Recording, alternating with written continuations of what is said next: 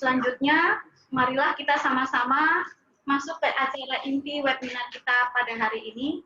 Dan kami sampaikan juga kepada Ibu narasumber kita bahwa nanti mungkin setelah sesi tanya jawab, kita akan minta sedikit closing statement atau pernyataan akhir yang merupakan kesimpulan dari acara kita pada hari ini. Demikian saja. Selanjutnya, waktu dan tempat saya persilahkan kepada Ibu narasumber, Ibu Anissa Rizky Andriani. Dipersilahkan mulai dari sekarang, Ibu. Terima kasih. Oke, terima kasih. Bismillahirrahmanirrahim. Assalamualaikum warahmatullahi wabarakatuh. Alhamdulillahirabbil alamin wassalatu wassalamu ala asrofil anbiya'i wal mursalin wa ala alihi wa sahbihi ajmain amma ba'du. Pertama-tama saya mau mengucapkan terima kasih yang sebesar-besarnya kepada Ibu Ketua Dewan Dharma Wanita Persatuan Kementerian Dalam Negeri, Ibu Herna Hudori. Mohon izin Ibu, saya mau menyampaikan sedikit apa yang saya ketahui. Terima kasih juga kepada Ibu Ketua Dharma Wanita Unit Lingkungan Kementerian Dalam Negeri. Terima kasih juga kepada Ibu-Ibu Dharma Wanita Persatuan Kemendagri dan kepada seluruh peserta webinar yang hadir di hari ini. Pertama-tama, saya perkenalkan kembali, saya Anissa Rizky Andriani. Hari ini saya akan dibantu oleh rekan saya, nanti yang akan share-share PowerPoint. Dari sini akan ada remote. Nah, nanti saya juga akan mengajak ibu-ibu untuk sedikit menggunakan handphonenya untuk bisa kita melakukan interaksi secara langsung nih. Jadi nanti kalau saya berikan link, nanti tolong ibu-ibu semuanya masuk ke dalam linknya supaya kita bisa mengetahui kira-kira apa sih yang menjadi kendala ibu-ibu semuanya. Gitu ya. Nah, tanpa mengurangi rasa hormat, hari ini kalau misalnya dibilang saya narasumber, saya rasanya masih bisa, ya saya masih belajar gitu, dan saya pun juga kebetulan dibesarkan di dalam lingkungan Kementerian Dalam Negeri juga gitu. Jadi kurang lebihnya saya juga mengetahui kira-kira bagaimana sih apa yang dirasakan oleh ibu-ibu semuanya di sini, dan saya sebagai anak dari keluarga Kementerian Dalam Negeri itu seperti apa. Dan sebelum saya menyampaikan materi hari ini, saya pun juga sudah meminta izin kepada kedua orang tua saya untuk kalau misalnya nanti ada sedikit contoh-contoh, maaf ya Pak Ma gitu. Jadi semoga contoh yang saya berikan ini juga bisa dicontoh oleh rekan-rekan yang lain, oleh ibu-ibu yang lain, supaya bisa mendidik anak-anaknya untuk menjadi generasi penerus yang lebih baik lagi. Oke, Kak Ade, boleh di-share dulu PowerPoint-nya.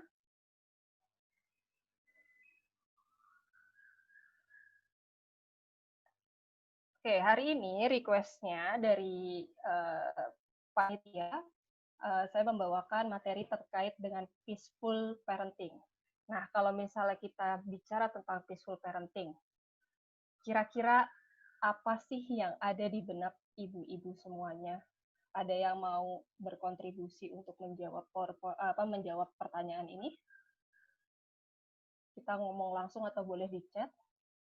Kalau mendengar kata peaceful parenting, kira-kira apa yang ada di benak ibu-ibu semuanya? Ibu yang sabar. Oke. Terus ada lagi selain ibu yang sabar?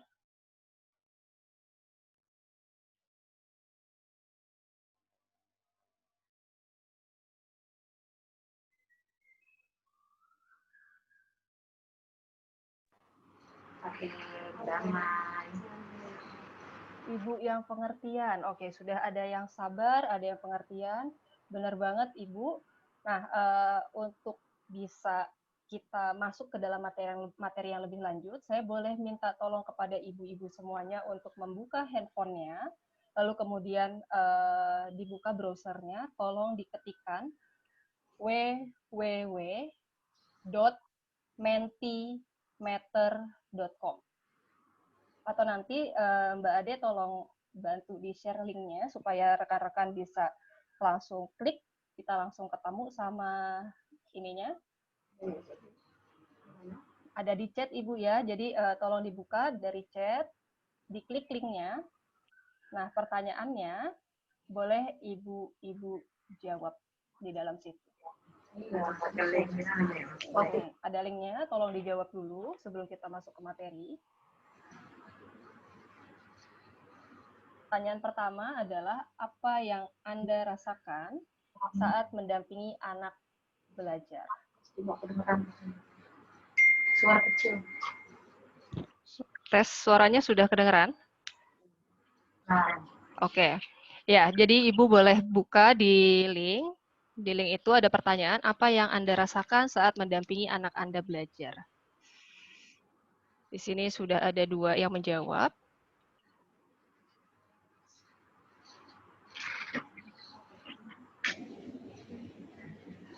Gemes.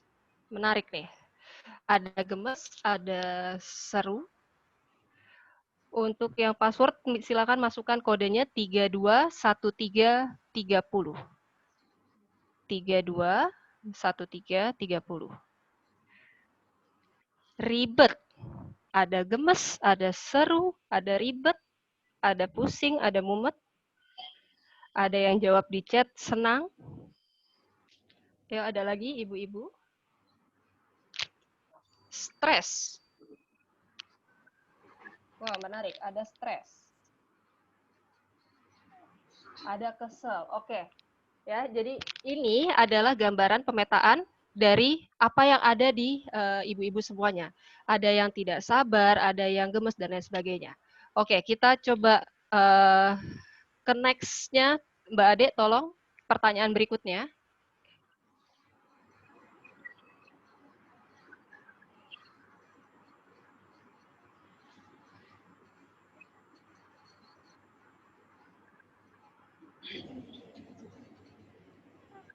Pertanyaan berikutnya, Mbak Ade.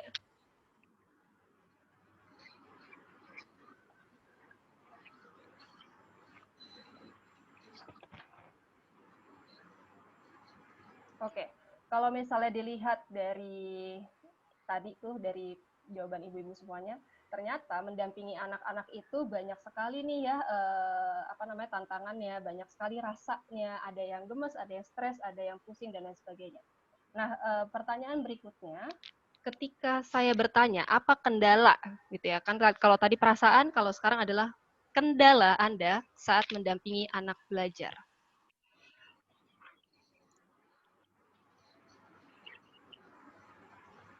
Kendalanya ada anak malas, anak sulit diatur, ada stres, capek, bosan, ada yang semangat anak kurang, ada di chat, lalu kemudian ada anak yang kurang fokus, masalahnya adalah waktu, capek, gitu ya.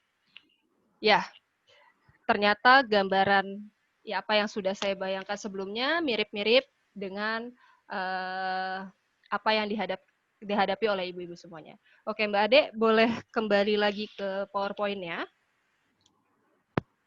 Oke, ternyata Ibu, yang perlu saya ungkapkan di sini adalah apa yang dialami ibu-ibu semua yang ada di sini hari ini itu kurang lebih sama seperti apa yang dialami oleh seluruh orang tua di masa-masa dampingi anaknya belajar di rumah ini, gitu ya.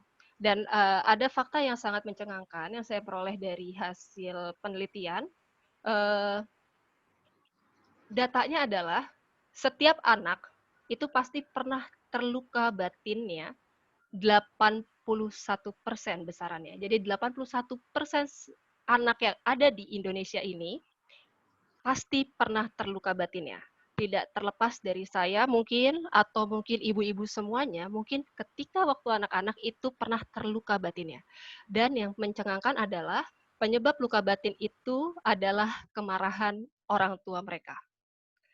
Oke, ya, kemarahan orang tua mereka. Mbak Ade boleh di next. Nah, pertanyaan berikutnya, kenapa ya jadi orang tua itu sulit? Nah, kalau saya ngadain webinar ini terkait dengan materi ini, di luar sana jawabannya mereka itu adalah karena jadi orang tua itu nggak pernah ada ilmunya. Nggak pernah ada yang bisa bilang bahwa untuk pengasuhan tipe A itu benar, pengasuhan B yang paling benar, C yang paling benar, itu nggak ada. Karena kalau kita bicara tentang pola pengasuhan atau pola asuh orang tua itu tidak ada yang benar. Kita harus kembalikan lagi kesesuaiannya dan kebutuhan terhadap anak-anaknya seperti apa, gitu ya. Bahkan terkadang kita nih gitu sebagai orang tua, karena kita dulu pernah punya impian-impian yang mungkin terpendam atau yang mungkin tidak sempat tercapai karena terhalang oleh keinginan orang tua kita dulu, kita menjadikan, anak-anak kita itu sebagai prototipe apa yang kita inginkan di waktu kita kecil.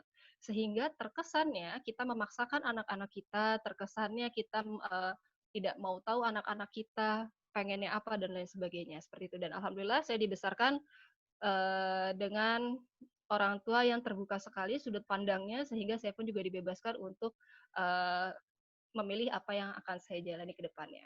Oke, Mbak Ade, next. Oke, nah, untuk bisa menjadikan, pola pengasuhan tadi tidak menjadi sulit, lalu kemudian untuk mengurangi resiko 80% tadi anak-anak yang, terluka batinnya, yang perlu kita lakukan itu pertama kali itu adalah kita wajib bisa atau wajib mampu meregulasi emosi diri kita sendiri. Artinya, kalau saya bilang meregulasi diri kita sendiri, kita perlu tahu nih, apa yang sedang kita rasakan. Itu yang pertama kali. Lalu kemudian ketika sudah apa yang kita rasakan, kita juga harus cari tahu itu perasaannya munculnya karena apa. Jangan sampai ibu-ibu di sini nanti bersama pasangannya karena capek pekerjaan lalu kemudian ngelihat anaknya misalnya melakukan sesuatu yang tidak sesuai dengan apa yang kita harapkan, lalu kemudian anaknya jadi korban, gitu ya. Atau mungkin ibu dan bapak sedang lagi ada masalah nih, sedang ada konflik, lalu kemudian ngelihat anaknya karena sebel sama suami, gitu. Terus tiba-tiba nanti anaknya yang dimarahin. Nah, saya rasa sih kayaknya ibu-ibu di sini nggak ada gitu, tapi ternyata dari hasil saya berpraktik itu banyak sekali. Ada ibu kesel sama bapaknya gitu, ibu kesel sama suaminya, anaknya menjadi korban, dipukul, dimarahin, lalu kemudian bisa jadi dikurung gitu ya. Dan ternyata itu pun juga bisa menjadikan anak-anak kita menjadi trauma dan tidak berkembang begitu. Yang kedua, setelah kita berhasil meregulasi diri sendiri, Mbak Ade boleh next. Nah, ketika kita sudah bisa berhasil meregulasi diri sendiri, kunci yang kedua itu adalah kita harus bisa terkoneksi dengan anak-anak kita. Caranya gimana? Nanti akan saya jelaskan di slide yang berikutnya. Yang ketiga, Mbak next. Ketiga, nih, yang sering saya suka bilang ke klien-klien saya itu adalah lebih baik orang tua itu melatih anak-anaknya untuk bisa mengenali emosi mereka. Tapi sebelum anak-anak ini mengenali emosinya mereka masing-masing, yang saya minta kepada orang tua adalah, Ibu, Bapak, tolong deh Ibu sendiri, Bapak sendiri, coba kenali dulu emosi Bapak Ibu seperti apa. Lalu kemudian tolong dikeluarkan, tolong diaplikasikan, tolong diterapkan kepada anak-anaknya dengan cara yang baik. Dan ketika Bapak Ibu sudah bisa meregulasi diri dengan baik, sudah bisa mengetahui, memahami, dan bisa mengaplikasikan dengan baik, percaya sama saya yang ada nantinya Bapak Ibu bukan lagi mengatur, tapi Bapak Ibu justru akan melatih anak-anaknya untuk bisa berkembang lebih baik lagi. Itu ya. Nah, ketika ketiga hal ini sudah terjadi, Mbak Ade boleh di next 2 kali.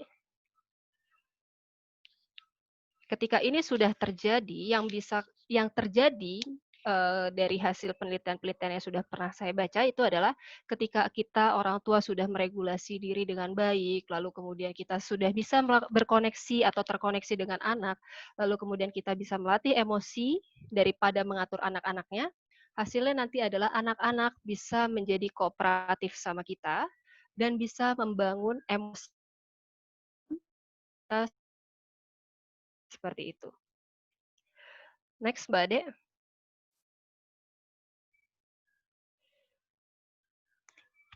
Oke, kenapa peaceful parenting itu menjadi penting? Ini dari hasil penelitian yang pernah saya baca. Di next semuanya Mbak Ade, 3 kali kalau nggak salah. Yang pertama, anak-anak kita ini akan menjadi emotionally healthy. Artinya anak kita tidak, apa namanya, terbebani secara emosional gitu. Karena anak-anak yang terbebani secara emosional, ke depannya atau masa depannya itu bisa jadi anak yang pendiam, lalu kemudian jadi anak yang kesulitan dalam mengambil keputusan, lalu bisa jadi anak yang memang emosional, atau kalau misalnya memang kita, tidak menyadari dari dini anak-anak kita mengalami masalah emosional, khawatirnya anak-anak ini nantinya akan berkembang sebagai individu yang memiliki masalah kesehatan mental. Ya, kalau masalah kesehatan mental mungkin yang awam sama Bapak Ibu sama ibu-ibu semua di sini itu adalah, anak-anak jadi mudah cemas. Kalau dalam bahasa psikologi itu jadi anxiety disorder. Atau kalau misalnya cemasnya tidak teratasi dengan baik, lalu kemudian didiamkan dan tidak ditangani dengan baik, itu lama-lama anaknya bisa menjadi, depresi. Nah, depresi itu bukan seperti terminologi yang ada di awam gitu, depresi itu tahapnya sudah lebih parah dari apa yang sudah, muncul atau yang sudah diketahui oleh ibu-ibu semuanya, gitu ya. Nah, selain masalah emosional, peaceful parenting ternyata bisa membuat anak-anak lebih bertanggung jawab. Kenapa ini bisa menjadi lebih bertanggung jawab? Tadi karena ada komunikasi yang sehat di antara orang tua atau ibu, bapak dengan anak-anaknya. Anak-anaknya pun juga diberikan keleluasaan untuk mengungkapkan pendapat mereka, memilih apa yang mereka mau, lalu kemudian mengajarkan perlahan supaya anak-anak mereka menjadi bertanggung jawab. Gitu ya. Dan terakhir kenapa peaceful parenting itu jadi penting, karena ketika kita bisa menempatkan diri dengan baik, sesuai dengan kebutuhan anak-anak kita, insya Allah mudah-mudahan anak-anak ini lebih mampu untuk bisa mengakui kesalahannya. Gitu ya, karena di dalam peaceful parenting, di sini posisinya bukan orang tua yang ada di atas. Bukan bukan anak yang ada di bawah, tapi posisi ketika kita bicara peaceful parenting, artinya ibu, bapak dengan anak ini menjadi setara. Tapi setaranya pun juga ada batasan nantinya.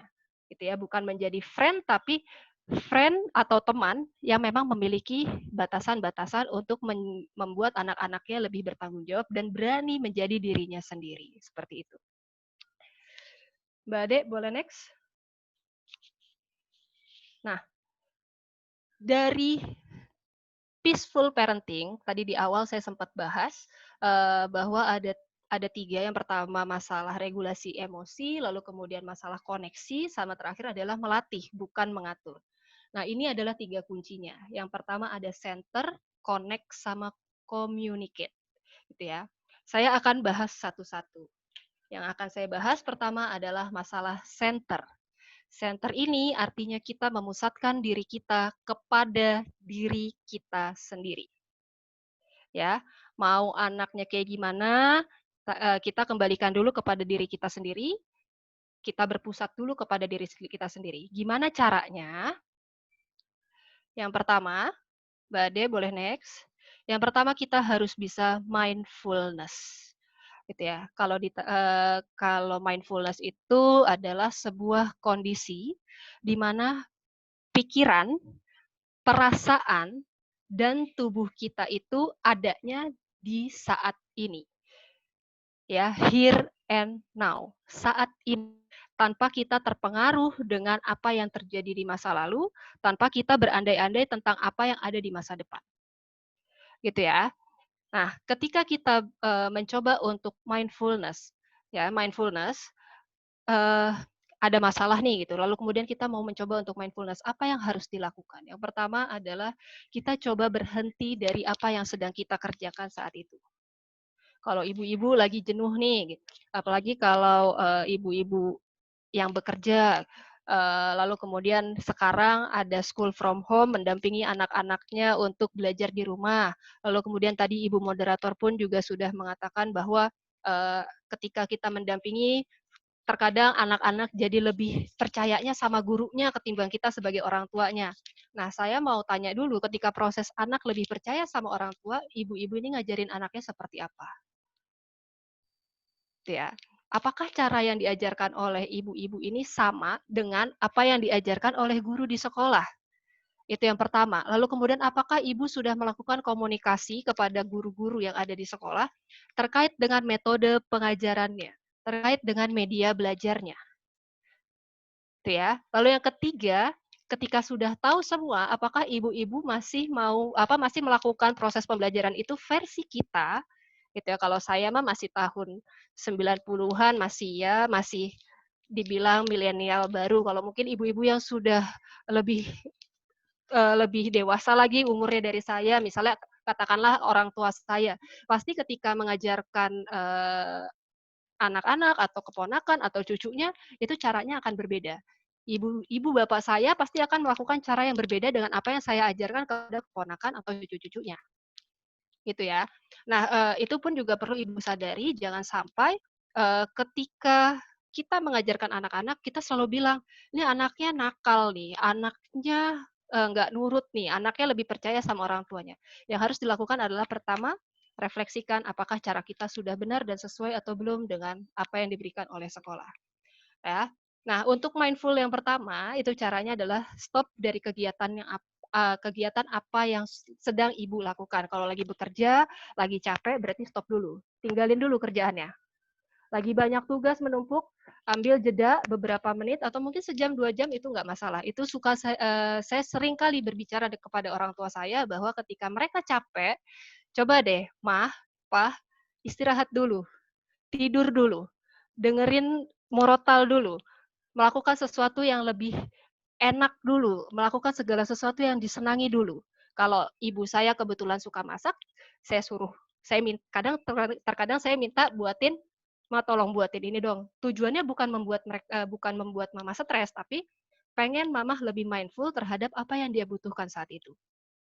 Ya, lalu kemudian selain masak, orang tua saya itu suka berkebun, gitu ya. Terkadang saya cuma bilang, "Sana urusin dulu deh tanamannya, jangan mikirin kerjaan terus, yang ada nanti jadinya, marah-marah, jadinya, pusing sendiri, jadinya semuanya jadi salah," gitu. Coba papa mama perhatikan dulu nih, eee, kira-kira kebutuhan dirinya itu apa, gitu. Lalu kemudian setelah di-stop, stop nih, berhenti, jangan lagi dipikirin dulu tuh dalam beberapa saat, gitu ya. Jangan jangan gara-gara diminta stop terus akhirnya ditinggalin semuanya, akhirnya pekerjaannya keteteran, itu jangan, itu salah juga. Istirahat 1 jam, 2 jam itu nggak masalah. Nah, ketika istirahat 1 jam, 2 jam, coba ditaruh dulu apa yang menjadi agenda utamanya atau kegiatan utamanya, lalu kemudian lakukan aktivitas-aktivitas yang menyenangkan. Bisa tadi masak, berkebun, atau kalau misalnya ada yang suka melukis, ya silakan melukis, atau yang suka bermain alat musik, silakan bermain alat musik, atau kalau misalnya ada yang suka melakukan aktivitas-aktivitas lain, silakan lakukan. Ya, tujuannya tadi balik untuk diri kita sendiri. Itu cara yang kedua untuk mindfulness. Cara yang ketiga itu kita bisa melakukan relaksasi pernafasan, gitu ya. Relaksasi pernafasan ini strateginya ada beberapa. Cuman yang biasa saya berikan kepada peserta-peserta webinar atau klien saya sebagai pertolongan pertama, ada teknik relaksasi yang bisa digunakan dalam waktu darurat, pada saat darurat. Yang pertama ada namanya teknik zipper. Ya, teknik zipper itu seolah-olah ibu sedang meresleting jaket gitu ya. Jadi ketika ibu mengangkat, saya mohon izin berdiri, kalau misalnya ibu ditarik gini berarti tandanya ibu tarik nafas. Gitu ya. Terus kemudian ketika ibu menurunkan resletingnya, itu berarti dihembuskan perlahan dengan menggunakan dikeluarkan melalui mulut. Gitu ya. Jadi ditarik nafas sedalam-dalamnya, lalu kemudian ketika diturunkan berarti dikeluarkan perlahan melalui mulut. Itu yang pertama. Cara yang kedua, jika ternyata teknik zipper itu tidak bekerja dengan baik, cara yang kedua itu adalah namanya teknik relaksasi pernafasan 4-7-8. 4-7-8 artinya kita sampai hitungan keempat, kita berhenti tarik nafas, lalu kemudian kita hitung ulang lagi 1-7, kita berarti menahan nafas, lalu kemudian hitung lagi 1-8, berarti tandanya kita wajib mengeluarkan nafas perlahan melalui mulut. Jadi misalnya saya hitung 1, 2, 3, 4 itu berarti dalam proses tarikan nafas. Lalu kemudian saya hitung lagi, ditahan nafasnya 1, 3, 4, 5, 6, 7 itu ditahan, lalu dibuang 1, 2, 3, 4, 5, 6, 7, 8. Itu teknik yang sederhana sekali. Nah, mindfulness ini pun juga bisa dilakukan dengan cara olahraga ataupun yoga, mendengarkan murotal, berzikir, itu bisa dikombinasikan melalui cara-cara tersebut. Gitu. Ya, selain mindfulness, ada lagi namanya self-care. Self-care itu berarti kita mencoba mengembalikan lagi kepedulian kita terhadap diri kita sendiri. Caranya gimana? Gitu ya. Terkadang kalau saya sendiri terkadang menyadari bahwa saya terlalu sering memperhatikan orang lain, terlalu sibuk mencintai orang lain, terlalu sibuk menyayangi orang lain, tanpa saya ingat bahwa diri saya punya hak yang sama untuk disayangi dan dicintai oleh diri saya sendiri. Ya, kadang ketika kita melakukan kesalahan atau kita melakukan sebuah proses yang sangat kecil langkahnya, kita terkadang menyalahkan diri kita sendiri. Nah, mulai hari ini, sedikit apapun progresnya di diri ibu, tolong hargai. Tolong bicara atau katakan kepada diri sendiri seperti kita sedang berbicara kepada suami kita, kepada anak-anak kita dengan rasa penuh kasih dan sayang. Tuh ya, jadi ketika ada progres yang sedikit, jangan nyalahin diri sendiri. Kita coba bilang, terima kasih ya sudah bisa mengerjakan ini dengan baik. Tidak apa-apa progresnya sebentar atau sedikit, yang terpenting kita sudah mencoba yang terbaik. Ketika kita sudah melakukan itu, kita secara tidak langsung sebenarnya kita lagi isi bensin diri kita sendiri. Kita lagi membuat diri kita menjadi berharga lagi, menjadi berdaya lagi, seperti itu. Lalu kemudian ketika sudah kita coba berbicara pelan-pelan kepada diri kita sendiri dengan penuh rasa kasih dan sayang, yang kedua untuk self-care ini yang perlu kita lakukan adalah kita bisa kembalikan diri kita menjadi prioritas. Nah, kadang ketika sudah jadi ibu-ibu gitu, maksudnya ketika sudah bekerja lalu kemudian disibukkan dengan urusan-urusan rumah tangga, urusan sekolah anak, kita lupa nih untuk bisa punya me time. Me time ini hanya sekedar misalnya pergi ke salon atau mendengarkan musik atau mungkin hanya sekedar mandi pun juga sebenarnya itu adalah me time buat kita. Melakukan sesuatu yang bisa kita lakukan untuk kita itu adalah me time. Dan kebanyakan fenomena yang ada di kita sebagai orang Indonesia, budaya timur, ketika kita sudah menjadi seorang istri, ketika kita sudah menjadi seorang ibu, segala apa yang kita lakukan itu untuk anak dan suami. Dan kita mengabaikan diri kita sendiri. Nah, untuk itu, gimana sih caranya bisa bikin kita jadi punya me time, bikin kita menjadi prioritas utama terhadap diri kita sendiri? Coba ibu-ibu mulai bisa agendakan kembali kira-kira kegiatan apa saja yang bisa menjadi prioritas ibu-ibu semuanya, lalu kemudian dilihat lagi kira-kira ada nggak sih yang sebuah kegiatan yang bisa dilakukan bersama-sama dengan anak dan suami tanpa kita kerjain sendirian, gitu ya.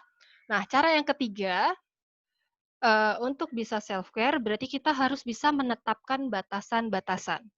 Itu karena ngerasa bisa lah semuanya sendiri. Ini kadang-kadang ada nih terjadi di orang tua saya ataupun di orang tua klien-klien saya, bisalah semuanya tuh terjadi. Nggak usah, saya nggak perlu bantuan orang lain. Tapi ketika dijalanin, ternyata orang tua ini stres sendiri nih. Ketika dicari tahu, ternyata mereka ini belum siap untuk bisa melakukan kegiatan-kegiatan tersebut. Let's say kayak sekarang nih tiba-tiba ada COVID, lalu kemudian tiba-tiba apa namanya, anak-anak jadi sekolah di rumah. Udah siap belum ibu-ibu untuk ngajarin anaknya sendiri di rumah? 60% jawaban dari klien saya belum siap. Ketika mereka belum siap, mereka tidak mempersiapkan diri, lalu kemudian dia nggak tahu apa yang harus dilakukan, lalu kemudian ketika mereka melakukan tanpa persiapan dan mereka belum siap, yang akhirnya jadi korban itu adalah anak-anaknya. Seperti itu, anaknya dimarah-marahin dan lain sebagainya. Gitu. Itu untuk yang di bagian yang center. Center itu berarti tadi terhubung, hubungannya, kaitannya dengan diri kita sendiri. Next, Mbak Ade. Mbak Ade. Oke, yang kedua itu ada connect, gitu ya. Yang kedua ada connect. Kalau kita bicara masalah connect, itu artinya kita lagi terhubung nih dengan anak kita. Bahkan ketika kita sedang menerapkan boundaries atau batasan tersendiri nih untuk anak-anak kita. Dan ternyata dari hasil penelitian, 80% kunci pengasuhan, mau pakai pengasuhan yang permisif dan lain sebagainya, demokratis dan lain sebagainya ini, ternyata 80% dari keberhasilan pola pengasuhan itu adalah kita terkoneksi dengan anak-anak kita. Gitu ya. Dan kita harus sadari ibu-ibu semuanya bahwa pada dasarnya semua orang, tidak terkecuali kita, gitu ya, tidak terkecuali saya, tidak terkecuali dengan ibu-ibu semuanya, pada dasarnya kita itu menolak adanya kontrol yang terlalu kencang. Menolak adanya aturan yang membatasi kita terlalu ketat. Menolak adanya aturan, batasan, kekangan gitu ya. Itu pun kita secara naluri sebenarnya manusia menolak kontrol-kontrol tersebut. Kita yang sudah dewasa aja merasa tidak nyaman dengan adanya aturan dan kontrol yang terlalu berlebihan. Coba bayangkan apabila ini terjadi di anak-anak kita, kira-kira rasanya seperti apa? Gitu. Lalu kemudian dari hasil penelitian pun juga dikatakan bahwa koneksi yang baik antara orang tua dengan anak, artinya relasi yang baik antara orang tua dan anak, itu juga berkontribusi besar dengan tumbuh kembang anak-anak kita. Artinya kalau kita ngomongin tumbuh kembang, bukan hanya masalah fisik, bukan hanya masalah motorik, tapi kita juga berbicara tentang pertumbuhan sel-sel saraf yang ada di otak anak-anak kita. Kalau koneksi kita tidak baik dengan anak-anak kita, kita marahin anak-anaknya terus-menerus, lalu kemudian kita hukum anak terus-menerus, otak anak kita ini akan terhambat dan akhirnya nanti jadinya pruning. Pruning itu berarti perkembangannya terhenti dan anaknya akhirnya stuck di tahap perkembangan yang di periode tersebut saja. Gitu ya. Lalu kemudian tadi masalah tumbuh kembang anak. Dan ketika saya melakukan survei kepada beberapa anak, sejumlah anak yang ada di sekolah tempat saya praktik, lalu kemudian di kampus kepada mahasiswa saya yang notabene masih sebagai anak, lalu kemudian survei kepada beberapa klien saya, kepada anak-anaknya, gitu ya. Ternyata sebagian besar dari mereka itu menginginkan untuk tetap bisa terkoneksi, terhubung, dan bisa dekat dengan orang tuanya melebihi apapun, gitu ya. Mau orang tuanya kerja, orang tuanya sibuk, orang tuanya pemarah, orang tuanya nggak pernah merhatiin, mereka pengen ya tetap terhubung dan tetap terkoneksi dengan orang tuanya. Ya, artinya kalau misalnya dari hasil survei ini sudah jelas bahwa terkoneksi dengan anak itu menjadi sebuah kunci yang utama untuk bisa membuat anak-anak kita ini tumbuh dengan baik nih pada akhirnya, gitu ya, tumbuh lalu kemudian dan pada akhirnya dia bisa menjadi generasi penerus yang lebih baik lagi, seperti itu. Nah, untuk bisa terkoneksi, caranya itu seperti apa? Yang pertama kita harus bisa empati 24/7, artinya kita harus bisa empati setiap saat kepada anak-anak kita. Kalau bicara tentang empati setiap saat kepada anak-anak kita, artinya kita juga harus tahu nih kira-kira anak kita kebutuhannya apa. Gitu. Kita juga harus bisa tahu kira-kira jam biologis anak-anak kita itu seperti apa. Kalau untuk yang di anak-anak TK, biasanya jam biologis itu terkait dengan masalah anak lapar itu kapan, anak ngantuk itu kapan, anak kemudian, bisa menjadi semangat banget untuk belajar itu waktunya kapan? Orang tua harus menyadari itu secara penuh. Karena ketika orang tua tahu kapan waktunya anak makan, kapan waktunya anak tidur, kapan anak lagi aktif-aktifnya, insya Allah ketika bapak ibu, sorry nggak ada bapaknya, ketika ibu-ibu mau mengajarkan anak-anak itu akan jadi lebih nyaman. Seperti itu. Anak-anak pun juga jadi lebih fokus, lebih konsentrasi ketika kita tahu dan aware kebutuhan anak-anak kita itu seperti apa. Gitu. Lalu kemudian yang kedua, caranya itu adalah kita bisa menerapkan quality time. Nah, ini saya sering nih protes nih sama orang tua saya. Pengen quality time gitu ya. Tapi terkadang ketika kita lagi berkumpul, yang dilakukan oleh kami itu adalah handphone ada di tangan kami masing-masing. Kumpul secara fisik gitu, tapi kita lupa untuk membangun komunikasi yang baik nih dengan antar anggota keluarga. Nah, ketika kita mau melakukan quality time, artinya ibu-ibu sekalian juga harus menyadari bahwa no gadget, no apa namanya, nggak ada gadget, nggak ada aktivitas lain. Yang dilakukan adalah fokus terhadap anggota keluarga. Caranya gimana? Bisa bisa dengan melakukan bisa bermain bersama dengan anak-anak. Kalau misalnya anaknya masih kecil-kecil, enak nih, bisa melakukan beberapa permainan yang modelnya seperti spirit play, seperti misalnya bermain kejar-kejaran, lalu kemudian, bermain petak umpet atau lain sebagainya memang benar-benar menyenangkan buat anak-anaknya, gitu ya. Tapi kalau misalnya anak-anaknya sudah segede saya misalnya, atau yang usianya SMA misalnya, quality time untuk bermain kejar-kejaran kan rasanya udah nggak mungkin lagi. Nah, yang bisa dilakukan itu adalah ajak bicara atau coba lakukan sharing kepada anak-anak kita untuk, supaya dia tahu nih, atau supaya kita bisa mengetahui apa saja sih yang sedang dilakukan di luar, atau ya apa yang jadi kegiatan utama mereka, atau mungkin supaya kita bisa tahu, ada nggak sih sebenarnya masalah yang mengganggu atau menghambat mereka, seperti itu.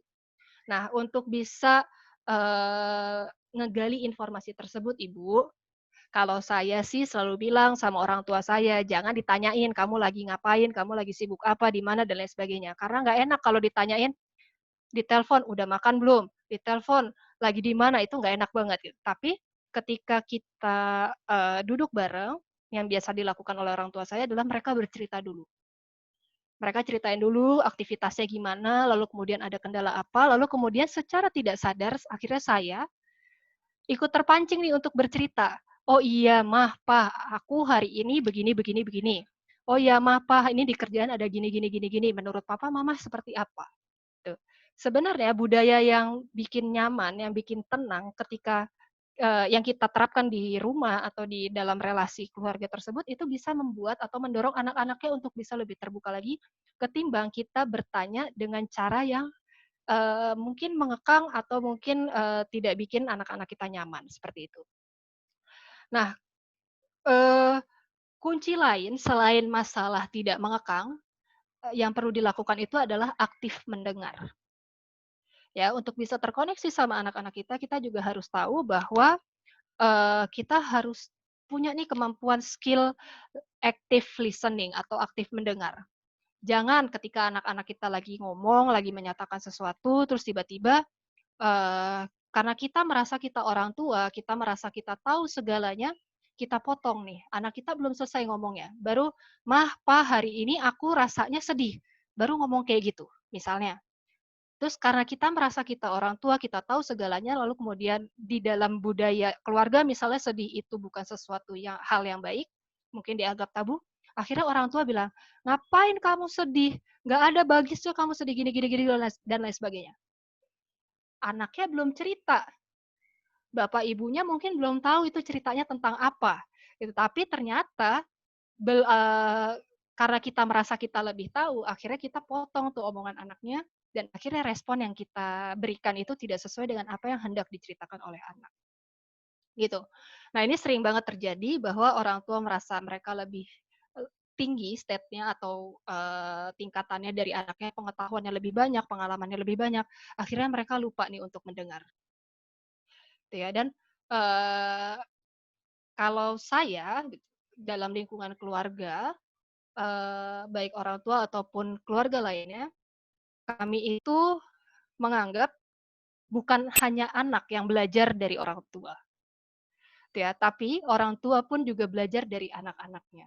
Jadi ketika kita melakukan interaksi timbal balik antara orang tua mengajarkan anak dan anak pun juga mengajarkan orang tua, mudah-mudahan interaksi pun itu terjalin dengan baik dan positif. Seperti itu. Nah, kunci connect yang kelima itu adalah masalah healing, gitu ya. Healing ini kaitannya sama kita mengobati apa yang sudah pernah kita lakuin ke anak-anak kita sebelumnya. Itu. Baik sadar atau tidak sadar, pasti kita pernah menyakiti perasaan anak-anak kita. Niatnya nggak marah, tapi karena kita lagi stres sama pekerjaan, akhirnya nggak sengaja nada bicaranya meninggi.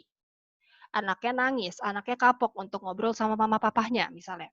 Lalu kemudian karena kita capek, tadi masalah anakmu cerita, akhirnya kita potong biar cepet buru-buru deh, biar selesai deh gitu kan. Nah ternyata hal-hal itu bikin bikin pengalaman anak-anak kita itu menjadi tidak baik. Nah ketika anak-anak punya punya pengalaman yang tidak baik, yang harus kita segera lakukan sebagai orang tua itu adalah healing. Ya, healing. Nah, untuk bisa melakukan healing dengan baik, yang pertama kita harus lakukan itu, kita harus kembali merefleksikan kira-kira kita udah ngelakuin apa ya sama anak kita. Kira-kira apa yang kita lakuin itu lukanya seberapa besar ya? Atau dibalik pertanyaannya, kalau saya yang dapat seperti itu dari orang tua saya, kira-kira apa ya yang akan saya rasakan? Gitu. Nah, ketika itu sudah terjadi, deketin anaknya. Deketin anaknya, udah dipikirkan, kita sudah refleksi, kita sudah tahu salah kita di mana, deketin anaknya. Deketin anaknya, jangan lagi membahas masalah kamu sih, kamu sih, kamu sih, jangan. Yang pertama harus dilakukan itu adalah, nak, mama, atau ibu, atau bunda, atau umi, atau uma, minta maaf ya, karena hari ini sudah marahin kamu. Sudah minta maaf, jelaskan dulu, kenapa tadi dimarahin. Kalau sudah dijelasin kenapa tadi dimarahin, ajak anaknya diskusi. Kalau misalnya kayak begitu, kira-kira benar atau enggak ya? Kira-kira salah atau enggak ya? Kira-kira baik atau tidak ya? Baru terakhir kita sebutkan, kalau kamu begitu, mama, ibu, bunda, umi, uma, dan lain sebagainya, sedih loh, gitu ya. Jadi kamu sedih, ternyata mama juga sedih. Nah dari situ anak-anak pelan-pelan juga akan belajar untuk meminta maaf nih kepada orang tua. Gitu ya. Itu cara lebih mungkin caranya akan lebih panjang dan berputar-putar, tapi itu akan lebih baik efeknya kepada anak-anak kita ketimbang kita langsung marahin dan ngasih tahu bahwa anak kita salah. Itu. Itu. Oke, Mbak Ade, boleh dilanjut? Yang terakhir, kunci 3C yang terakhir itu adalah communicate. Artinya, kita mencoba untuk mengkomunikasikan apa yang ada di pikiran kita, apa yang ada di apa yang kita rasakan, gitu ya. Yang tadi tujuannya untuk melatih kemampuan emosi anak-anak kita. Komunikasikan apa yang harus dia lakukan, komunikasikan apa yang kita rasakan, ketimbang kita menghukum anak-anak kita ataupun mengontrol anak-anak kita. Seperti itu. Caranya gimana? Caranya ada 5. Yang pertama masalahnya meetings. Meetings ini bukan artinya rapat ya Ibu, tapi artinya menemui anaknya. Kita temui anaknya, gitu ya. Ketika anak-anak marah, ketika anak-anak tidak melakukan sesuai dengan apa yang kita harapkan, temui anaknya, dampingi anaknya. Terima apa yang dia lakuin dulu. Ini ilmu jadi orang tua pasti sulit banget gitu. Pasti akan challenging banget dan pasti ini akan bikin lelah sekali. Apalagi ketika kita diminta untuk menerima apapun yang dilakukan oleh anak-anak kita. Terima, anak marah, oke terima dulu. Oke, kita pikirkan dulu kira-kira dia marah gara-gara apa ya. Laparkah, kesulitan bicarakah, atau apa, itu dicari tahu dulu. Di waktu yang singkat. Lalu kemudian empati terhadap emosi mereka saat itu. Kalau anaknya sedih, jangan bilang stop, nggak usah nangis-nangis. Karena ketika anak dilarang untuk menangis, artinya kita membuat anak-anak kita itu menjadi pribadi yang dingin. Menjadi pribadi yang tidak bisa berempati terhadap kebutuhan orang lain. Kita akan membentuk anak-anak yang secara tidak langsung itu akan menjadi pribadi yang maunya mengedepankan apa yang dia pikirkan tanpa dia tahu apa yang harus dilalui oleh orang-orang lain. Seperti itu. Ketika ibu udah tahu anaknya sedih, ditanyakan, oh kamu tadi sedih ya? Gara-gara mama nggak kasih kamu misalnya makan es krim misalnya. Maaf ya, mama tidak kasih kamu makan es krim karena apa? Jelaskan. Gitu. Nah, ketika kita mencoba membantu anak kita mengidentifikasi tadi ada kamu sedih ya. Garis besar apa garis yang kita highlight itu adalah sedih, perasaannya. Dan kita secara tidak langsung akan membuat anak-anak kita itu juga terlatih untuk bisa menerima emosi mereka tanpa mereka menyalahkan orang lain. Gitu. Jadi kalau sedih gara-gara apa jelasin.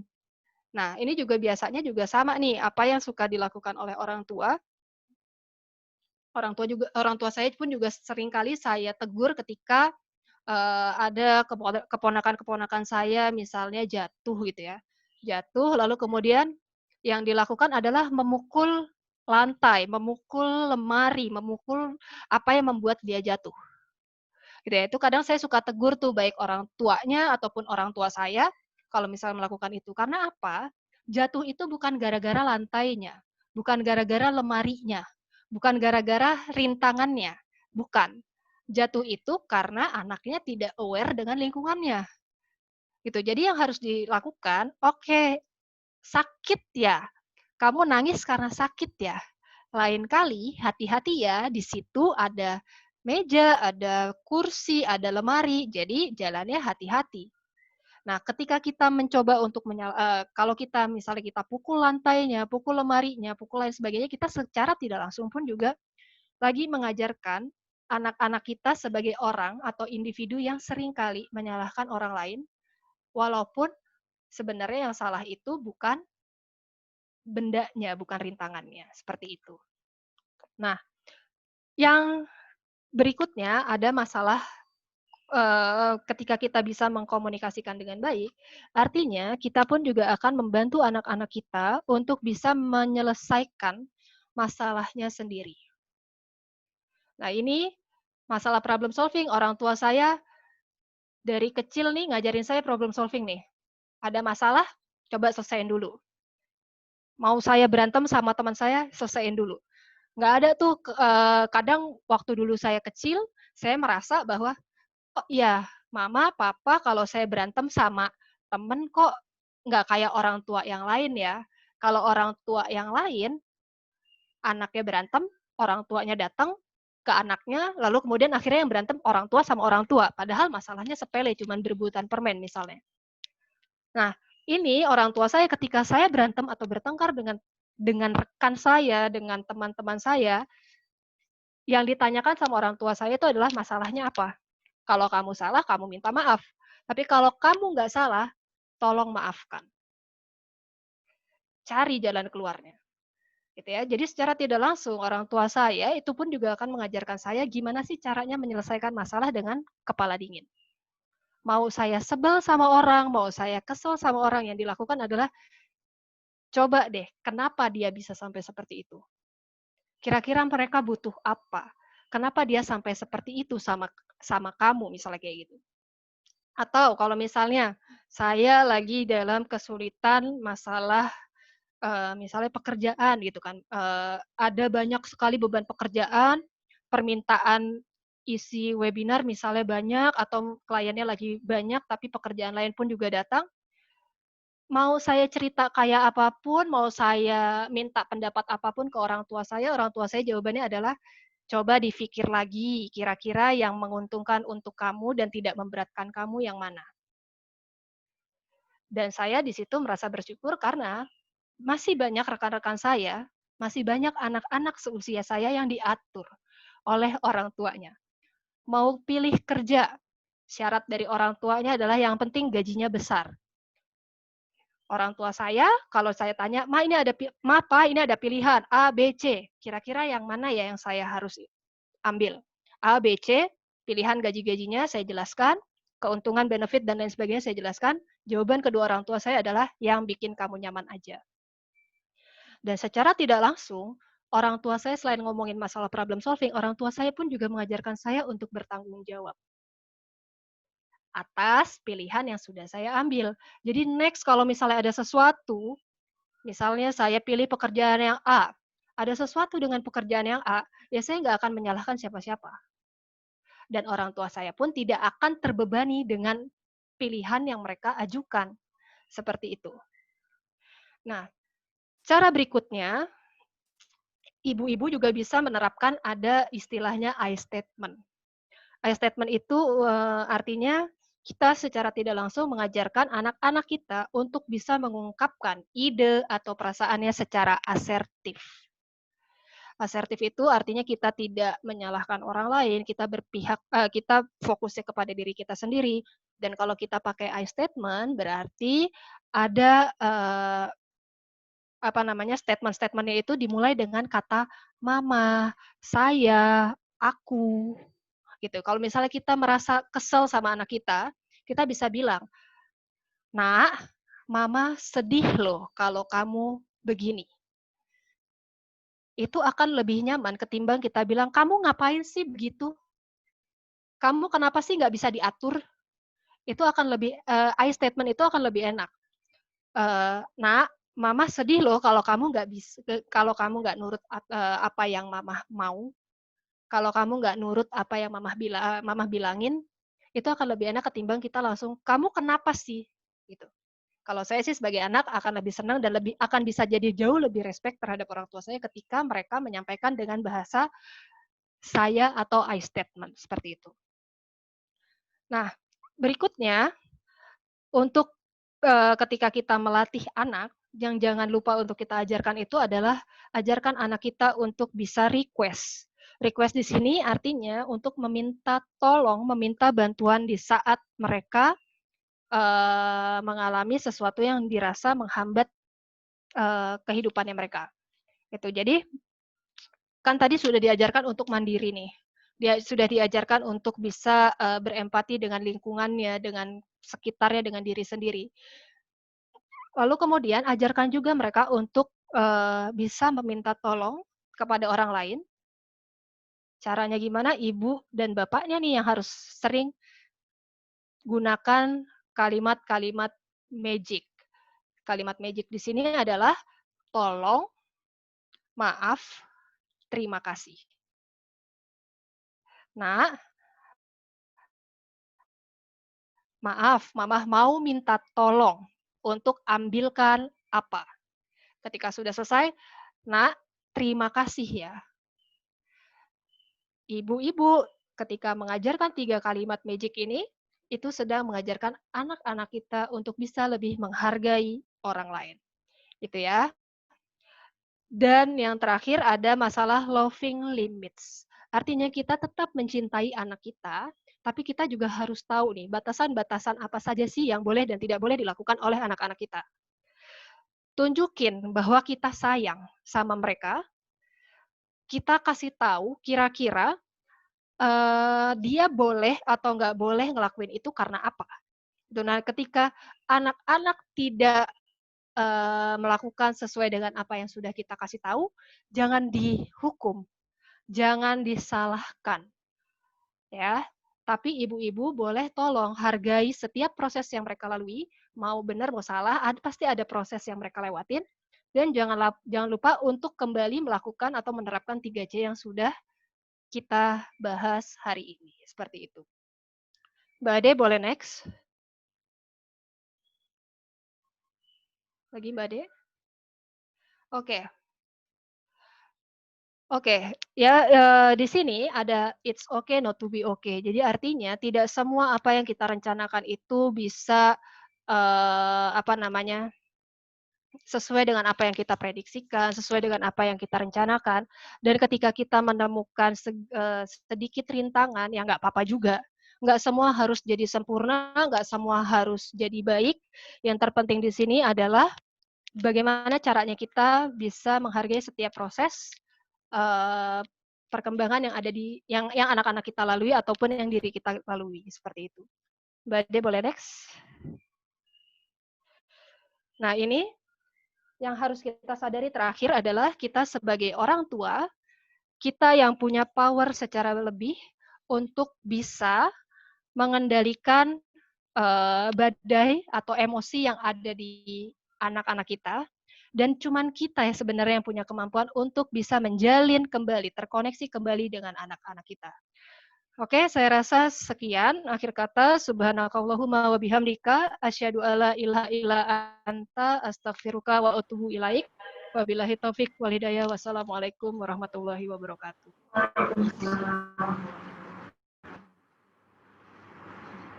Terima kasih kita ucapkan kepada Ibu narasumber kita, Ibu Anissa. Baiklah hadirin sekalian, kita akan buka sesi tanya jawab. Untuk yang pertama ini kita buka 3 pertanyaan, mengingat tadi Ibu Anissa sudah mempergunakan waktu kita tepat 1 jam, kita akan menambahkan selama 15 menit untuk sesi tanya jawab kita. Bagi hadirin yang ingin bertanya, dipersilahkan untuk melambaikan tangan, dan selanjutnya dapat mengajukan pertanyaan setelah kami mempersilahkan.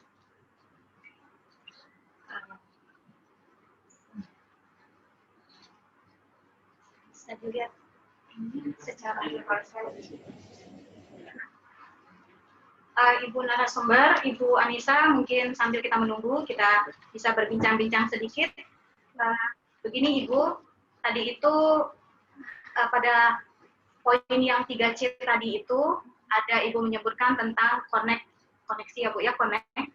Nah, itu menjelaskan tentang main bersama. Mungkin yang dimaksud Ibu tadi adalah main bersama dengan orang tua. Namun, seperti yang banyak saya juga mendengar, juga anak-anak saya sendiri di rumah, juga teman-teman di kantor dan di lingkungan lainnya juga, banyak yang sharing tentang bahwa selama ini anak-anak kan kita bekali dengan gadget, mereka harus mengikuti pembelajaran di sekolah, sehingga kita memberikan mereka perangkat-perangkat untuk bisa menyesuaikan dengan teknologi untuk bisa belajar. Nah, di samping itu di dalam baik handphone maupun iPad mereka itu, tabnya mereka itu banyak aplikasi-aplikasi yang diantaranya adalah aplikasi mabar, yang zaman sekarang itu anak-anak menyebutnya mabar, main bareng. Nah, itu mereka melakukannya itu hampir sepanjang hari, Ibu Anissa. Jadi mohon bagaimana sebaiknya kami sebagai orang tua itu menyikapi anak-anak yang memang mereka sendiri tidak keluar rumah karena mereka juga harus belajar dari rumah, mereka tidak bermain, mereka tidak mempunyai teman sebaya di rumah karena pasti kakak adiknya sudah tidak sebaya dengan mereka dan mungkin juga punya kesibukan sendiri-sendiri, kakak atau adiknya juga belajar sendiri-sendiri mengikuti jadwal di sekolahnya. Nah, mereka sendiri bermain sampai kepada saya perhatikan itu kalau di rumah, ayo kita nonton yuk. Jadi aplikasi itu memberikan mereka kehidupan yang nyata. Jadi mereka bisa pergi menonton, bisa memilih kursi, bisa memilih makanan, mereka bisa ke restoran dan sebagainya. Nah, Ibu mohon pencerahan dari Ibu bagaimana kami sebagai orang tua ini, apakah memang tidak apa-apa mereka bersosialisasi melalui aplikasi atau teknologi seperti itu, atau memang ada waktunya kami juga harus mengajak anak-anak untuk keluar atau mempertemukan mereka dengan teman-temannya. Seperti itu, mohon arahannya Ibu Anissa. Oke, terima kasih Ibu Moderator. Oke, sebenarnya masalah gadget ini bukan masalah yang baru, gitu ya, bukan masalah ketika lagi school from home aja, tapi ini sudah masalah yang memang ada dari beberapa tahun sebelum tahun ini. Nah, yang menjadi perhatian atau yang menjadi masalahnya adalah era kita atau era-era zaman anak-anak kita ini sudah masuk ke era yang teknologi minded. Gitu ya, kalau misalnya ibu-ibu suka mendengar era atau zaman 4.0 atau mungkin sekarang bahkan sudah mau masuk 5.0. Itu artinya segala akses baik pekerjaan, sekolah dan lain sebagainya itu yang paling utama akan berkembang melalui teknologi. Nah, kita sudah masuk ke era 4.0 atau 5.0.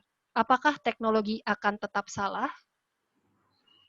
Jawabannya enggak, Ibu. Jadi ketika anak-anak kita jadi adiksi, jadi kecanduan sama games, anak-anak kita jadi tidak lepas dari games atau dari gadgetnya, itu yang salah bukan gadgetnya.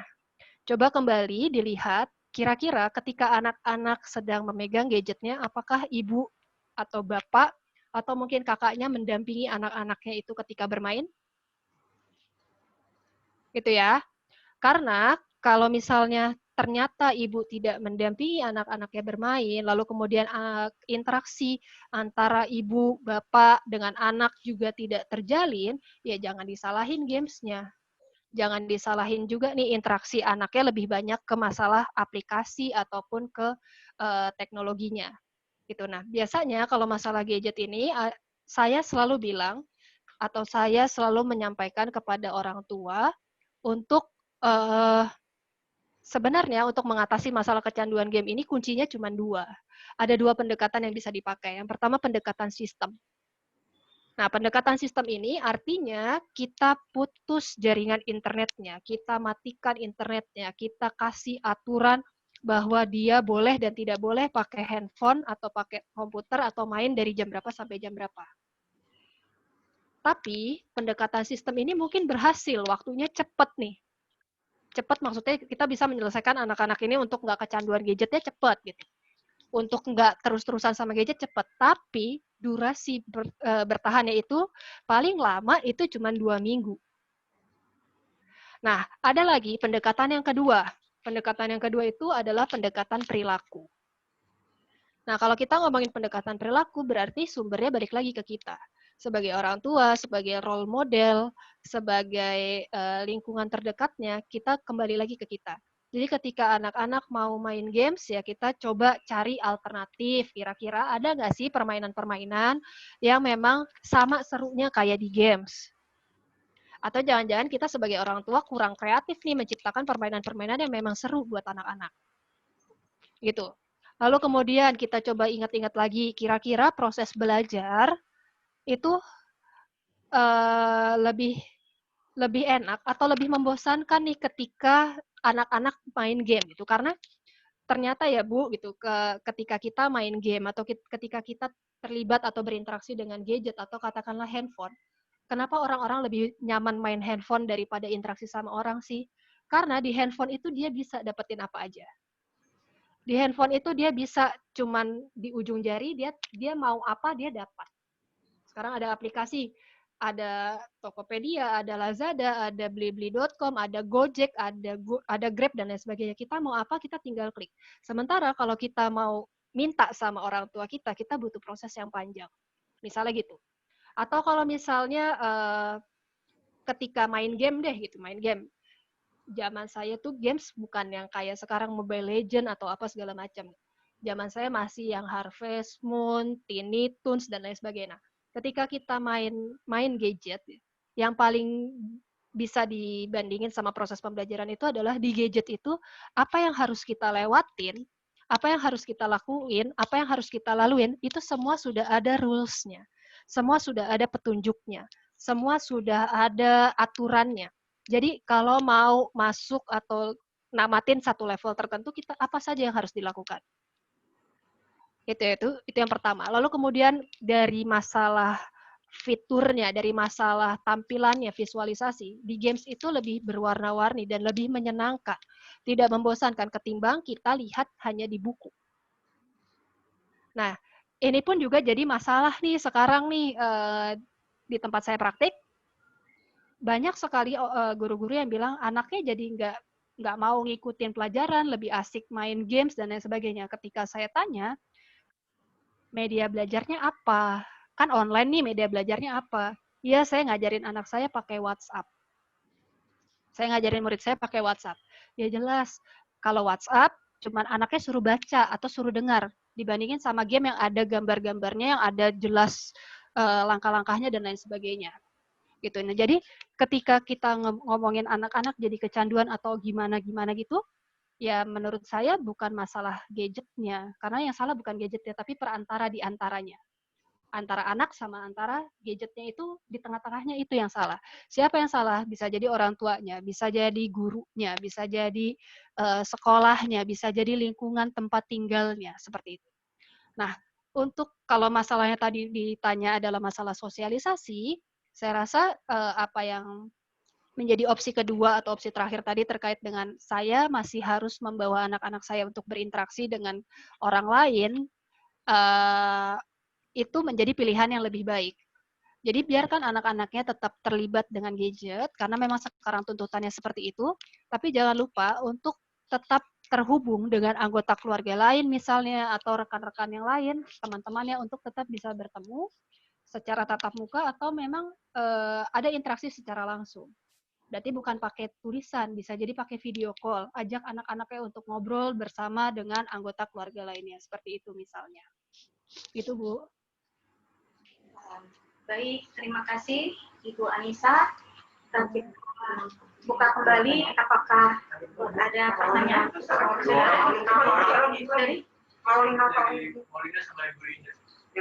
dari Maulina Farini ya? Ibu Maulina Farini, silahkan bila ingin mengajukan pertanyaan. Silakan. Tes, terima kasih atas kesempatan yang telah diberikan. Saya Maulina dari Dijen Bina Pemdes, kebetulan ini lagi WFH, Bu. Izin mau bertanya tentang masalah, mungkin agak berjauh ya dari kontak ini, tapi ini juga masuk dalam hal connecting tadi. Saya punya 2 anak, dan kebetulan jaraknya beda 2 tahun. Untuk itu saya menghadapi masalah yang dinamakan rival sibling. Artinya dua-duanya itu saling bersaing. Nah, kalau di sekolah tidak terlalu kelihatan. Kalau di sekarang ini saya menghadapinya, kalau misalnya saya mengajar satu, yang satunya nangis, kok adik mulu, Ma, katanya. Terus nanti kalau abangnya kok adik terus gitu ya, itu namanya kan rival sibling ya. Ya mohon penjelasannya sedikit dari Ibu narasumber, dan sebelumnya terima kasih banyak. Oke, ini saya langsung jawab aja berarti ya. Ya, masalah sibling rivalry ini sebenarnya terjadi ketika anak-anak merasa salah satu atau kedua orang tuanya terlalu mementingkan salah satu dari anak-anaknya gitu ya. Nah, nggak usah yang 2 tahun, Bu. Saya berjarak sama adik saya 6 tahun, kadang-kadang saya juga iri, gitu ya. Tapi setelah saya banyak belajar, banyak tahu gitu, yang jadi masalah itu adalah anak-anak taunya itu adil itu sama banyak. Gitu ya, adil itu sama banyak. Kalau kakak dikasih uang misalnya 5.000, adik ya dikasih uang 5.000. Iya, betul, iya. Padahal belum tentu kebutuhannya itu seperti itu gitu kan ya. Nah, disinilah peran komunikasi antara ibu dengan anak, ibu dengan suami, suami dengan anak itu dibutuhkan. Anak diajak ngobrol tadi masalah, iya kamu belum dikasih ini karena apa? Nanti kalau kamu sudah besar pasti akan dapat hal yang serupa. Lalu kemudian berikan masalah keadilan itu bukan sama banyak ya Bu ya, tapi sesuai dengan apa yang dibutuhkan oleh anak-anaknya. Kalau misalnya adik butuhnya makan ya kasih makan, kakak butuhnya minum ya kasih minum. Tapi tanpa kita hanya berfokus pada satu hal. Tapi kalau misalnya ternyata kita harus berfokus pada satu anak aja, minta tolong Bu sama suami. Gitu. Jadi jangan sampai ketika kita lagi mengasuh anak-anak kitanya sibuk ngasuh anak-anak, Bapak hanya sibuk dengan handphone. Atau Bapak hanya sibuk nonton TV, atau Bapak sibuk dengan otomotifnya, atau Bapak sibuk dengan binatang peliharaannya, dan lain sebagainya. Nah, ketika kita lagi mengasuh, ini mohon maaf ya Bu ya, gitu kan. Saya sering kali menegur orang tua, kalau biasanya webinar sepasang-sepasang orang tuanya, saya suka bilang, ini anak kan yang buat berdua gitu ya. Kenapa yang tanggung jawab cuma ibu? Kenapa pengasuhan dibebankan kepada ibu? Seperti itu dah. Dan di sini saya juga mau mengingatkan kepada ibu-ibu bahwa ya coba ajak suaminya untuk bisa bekerja sama, untuk sama-sama memberikan perhatian kepada anak-anak, sehingga nggak ada lagi tuh sibling rivalry ya. Seperti itu.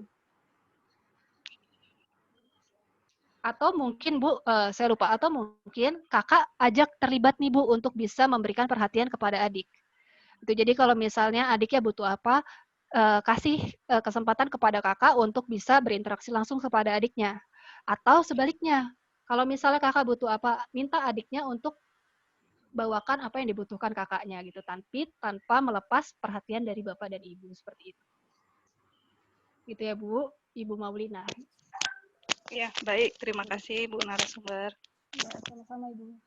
Ya, terima kasih Ibu Maulina Farini yang sudah ikut aktif mengambil bagian. Selanjutnya kita berikan kesempatan kepada Ibu Linda Romauli Siregar. Silakan Ibu. Iya, terima kasih Mbak atas waktunya. Sinyalnya dia nih. Bu Anissa saya ada dua pertanyaan. Mohon izin Ibu Linda. Suara Ibu. Senang banget dengan paparan Ibu, tetapi saya ada dua pertanyaan. Semoga pertanyaan Ibu bisa terwakili oleh yang pertama. Banyak orang ya. Iya. Sudah kedengaran ya? Sudah ya? Silakan dilanjutkan Ibu tadi agak. Ya. Pertanyaan kepada Bu.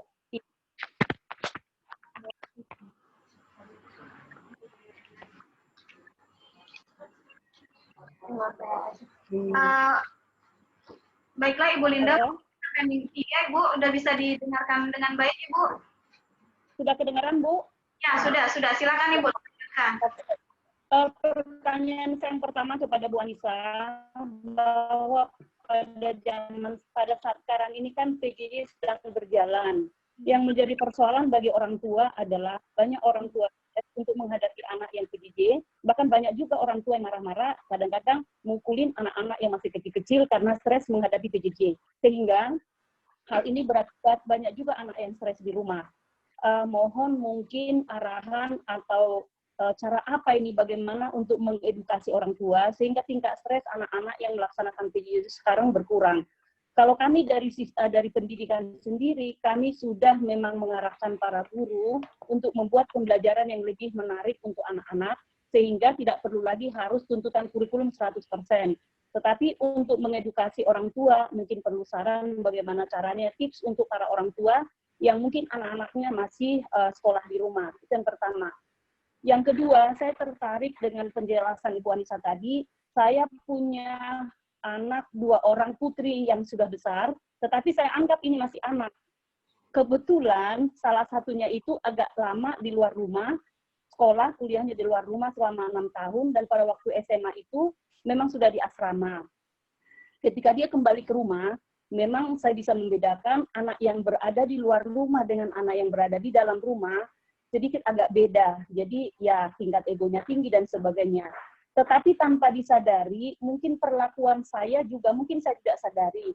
Perlakuan saya juga mungkin dirasakan anak itu agak berbeda. Karena kemarin saya agak kaget ketika dia bilang, Mama nggak pernah muji saya deh, selalu memuji adiknya disebutkan namanya.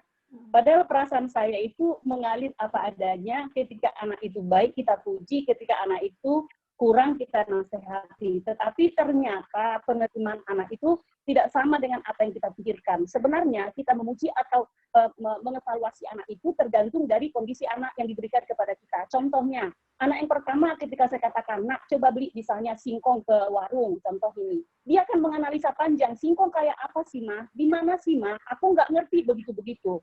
Nah, sedangkan kan kadang-kadang pikiran kita perlu dibantu. Kok anak ini banyak banget analisisnya. Sedangkan yang kedua, dia akan langsung dengan pergi. Iya, Ma, padahal dia nggak tahu singkong. Tetapi tiba-tiba nanti akan di-googling sama dia, Ma, singkong yang begini ya, tapi dia sudah dari warung.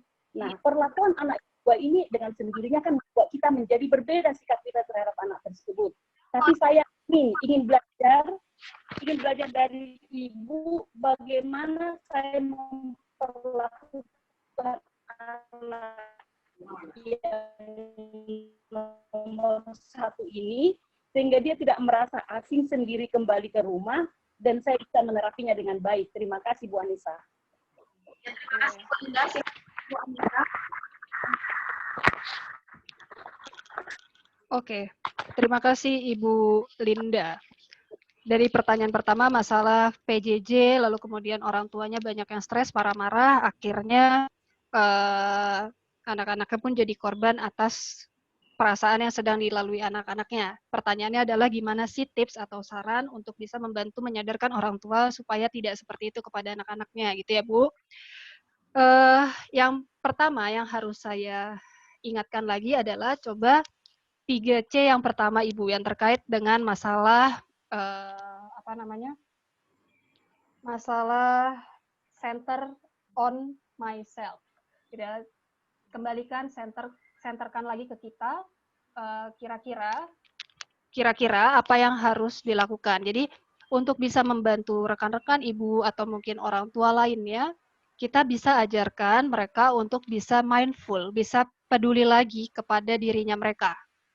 Biasanya saya akan kasih rumus nih, rumus itu adalah 3P.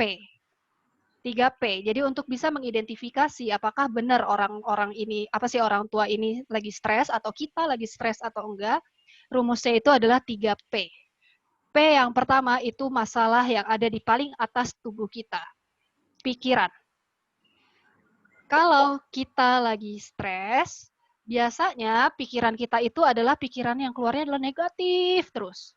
Mau orang ngomong apa, kita mikir adalah, ini pasti orang ada maunya nih sama kita. Atau kalau misalnya saya ke orang tua saya, kalau lagi saya stres, orang tua saya atau kerabat saya ngomong apa sama saya, pikiran saya adalah, ini orang nggak suka ya sama saya. Atau ini saya salah ya. Atau saya habis ngelakuin apa lagi sih, kok kayaknya saya nggak ada betulnya. Itu pikiran. Kalau misalnya kita sudah mendapati bahwa kita mikirnya kok negatif terus, itu sudah mulai waspada bahwa sebenarnya kondisi kita itu lagi tidak sehat secara mental. Dalam artian berarti kita stres. Ya, belajar untuk mengidentifikasi diri sendiri. Lalu kemudian, identifikasi yang kedua, kalau kita sudah ada di pikiran, kita coba lagi, make sure lagi, pastikan kembali. Turun ke tengah-tengah, itu masalahnya di dada, ya di dada nih, berarti artinya kita lagi membahas terkait dengan perasaan. Gitu ya. Ketika kita sudah memastikan bahwa pikiran kita, oh iya pikiran kita negatif nih, gitu ya. Terus kemudian kita coba lagi turunin, oh iya perasaannya alhamdulillah belum nih, misalnya kayak gitu. Kalau misalnya sampai perasaan belum ya bagus gitu. Tapi kalau ternyata perasaannya pun sudah negatif juga, perasaannya tuh jelek mulu, rasanya sedih, rasanya gelisah, rasanya khawatir, rasanya takut dan lain sebagainya, rasanya marah. Berarti kita sudah harus meningkatkan level kewaspadaan kita terkait dengan kondisi kesehatan mental kita. Kalau yang di kepala tadi artinya kita masih level yang ringan, kalau sudah sampai ke dada nih, kalau sudah sampai ke perasaan, artinya kita juga sudah harus waspada bahwa level stres kita itu sudah sampai di level yang menengah. Itu ya. Lalu kemudian kita identifikasi. Yang ketiga, P yang ketiga itu adalah di masalah perilaku. Kalau kita sudah sampai level stresnya berlebihan, berarti perilaku yang dikeluarkan oleh kita, gitu ya, itu tadi marah-marah, lalu kemudian pukul-pukul, lalu kemudian kita bisa mengurung anak kita dan lain sebagainya. Itu yang harus kita lakukan. Masalah pertamanya adalah identifikasi di area 3P. Lalu kemudian ketika kita sudah mengidentifikasi di area 3P, yang harus kita lakukan berikutnya adalah kita coba lagi cari sumber yang menghambat 3P kita itu apa aja. Apakah masalahnya di waktu? Apakah masalahnya kita nggak dapat support dari pasangan kita? Ataukah masalahnya di anak-anak kita atau gimana? Gitu ya. Tapi kalau masalah di anak-anak kita, dari sepanjang saya belajar, masalah yang terjadi di anak-anak kita itu sumbernya ya kita.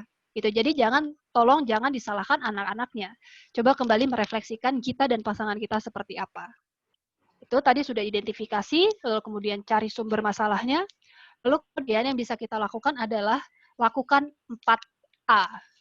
4A. 4A itu sama seperti apa yang tadi saya ajarkan di mindful sama self-care. Kalau 4A itu, yang pertama artinya kita mau mencoba untuk avoid the stressor. Artinya kita coba hindari stresor-stresornya. Tadi kita sudah identifikasi, misalnya masalahnya di waktu. Berarti, masalahnya misalnya yang bikin kita stres itu adalah pekerjaan yang bertumpuk-tumpuk dengan sekolah anaknya. Berarti ketika kita lagi merasa itu, kita tarik diri dulu. Kita jangan memaksakan diri kita untuk terus terlibat di dalam situ, tapi kitanya nggak siap.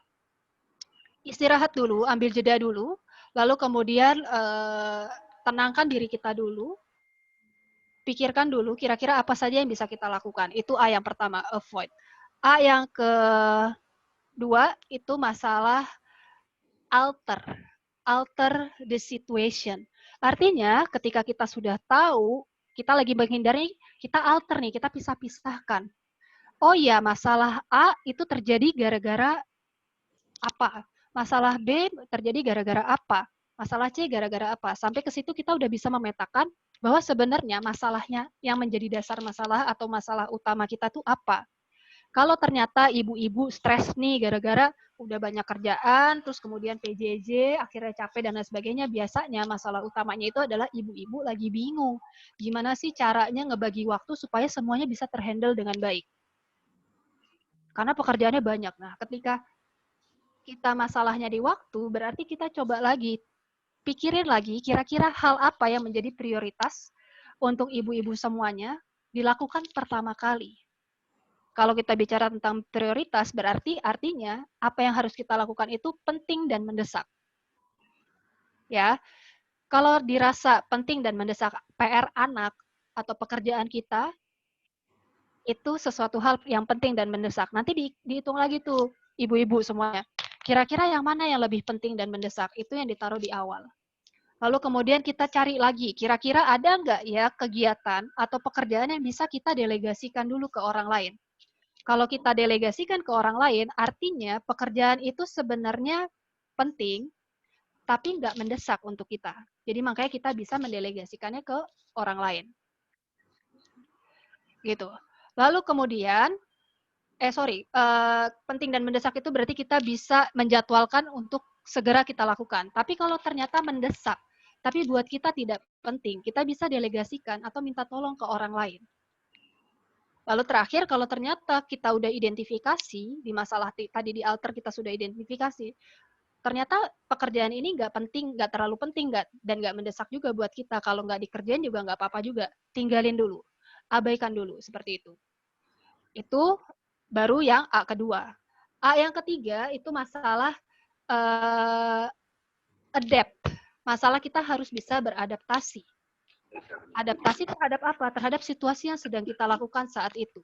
Ketika kita sedang kondisi kayak gini yang tiba-tiba kita harus semuanya bekerja dari rumah, terus anak-anak bekerja dari sekolah dari rumah, semua tanggung jawab jadi terbebani oleh kita kepada kita, itu pasti kita akan jadi stres yang teramat sangat. Gitu ya.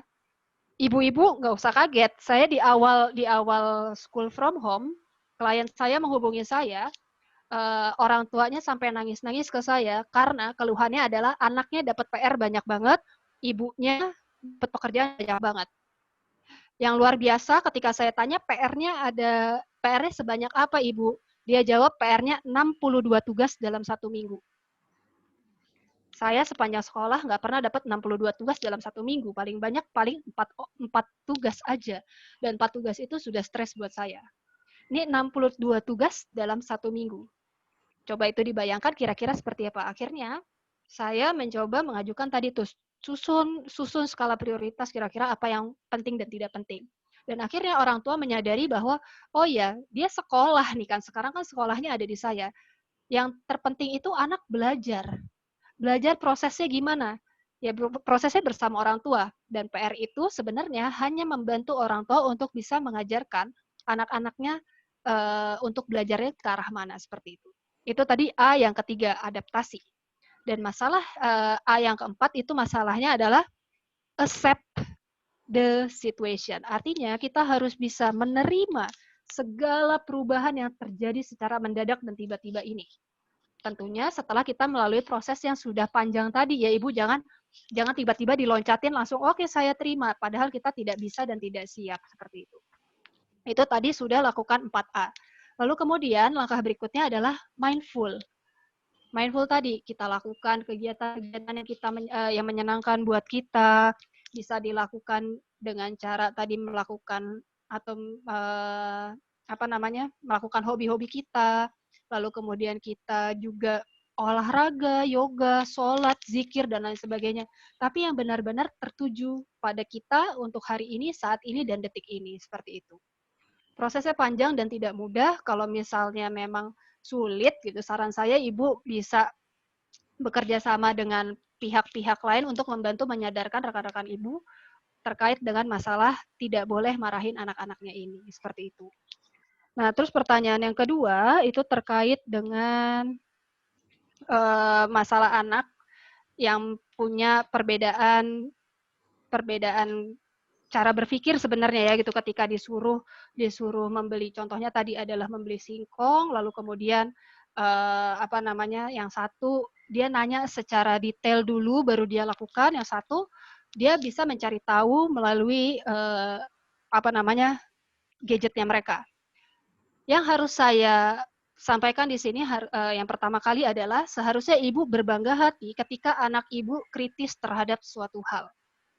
Itu karena di zaman sekarang untuk anak-anak yang bertanya apa, kenapa, gimana, dan lain sebagainya itu sedikit sekali. Dan yang seharusnya kita lakukan ketika ibu menghadapi dua anaknya itu yang harusnya diberikan apresiasi lebih panjang dan lebih banyak itu sebenarnya adalah anak yang bertanyanya panjang lebar tadi ibu. Nah, tapi nanti ketika kita mengapresiasi, sampaikan juga kepada dia untuk coba berlatih atau mungkin kita bisa memberikan tugas-tugas kepada anak-anak kita terkait dengan apa yang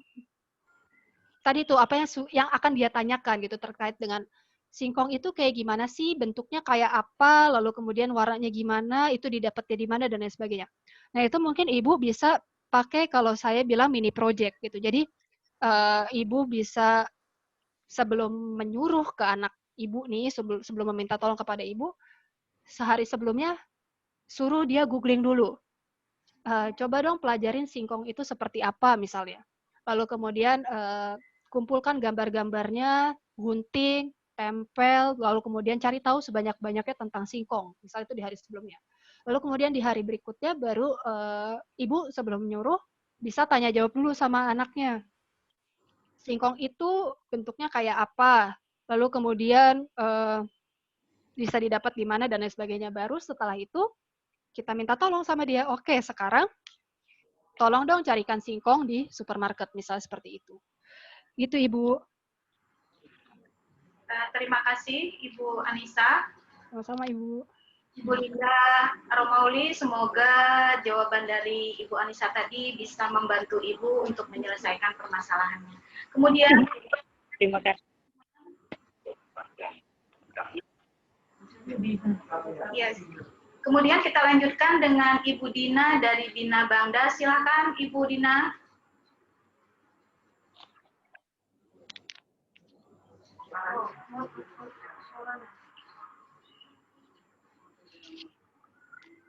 Ibu Dina, mohon maaf.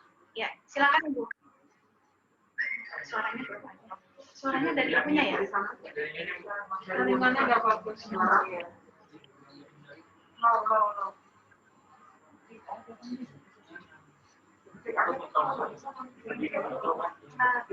Kita aja ya. Ibu Dina, mohon maaf, kami tidak bisa mendengar suara Ibu Dina, Ibu.